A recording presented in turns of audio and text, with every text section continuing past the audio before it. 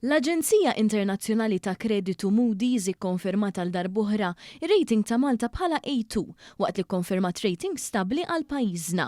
Dan jinkuntrasta ma' numru ta' pajjiżi Ewropej fosthom l-Awstrija, Franza, il-Polonja, l-Ungerija u Rumanija li għandhom prospetti negattivi fuq ir-rating tagħhom.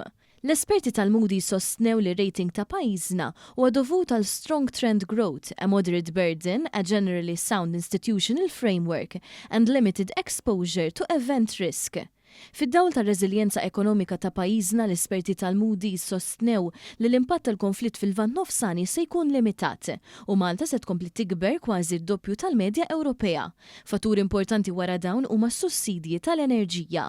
Intqal li minkejja s-sussidji tkabbir ekonomiku b'saħħtu flimkien ma' titjib qawwi fil-ġbir tat-taxxi se jwassal għal deficit anqas. Il-pis tad-dejn huwa mistenni jkompli jonqos ukoll u jibqa' taħt is-60% tal-ġid nazzjonali. U mannutaw ukoll kif il-gvern jagħtieħu passi biex itejjeb il-governanza u l-ġlieda kontra l-korruzzjoni. Brabta ma' dawn ir-ratings pożittivi, il-Prim Ministru Roberta Bella sostna li fil-waqt li 5 pajjiżi tal-Unjoni Ewropea għadhom kif ingħataw prospetti negattivi fuq il-klassifikazzjoni tagħhom minn Moody's.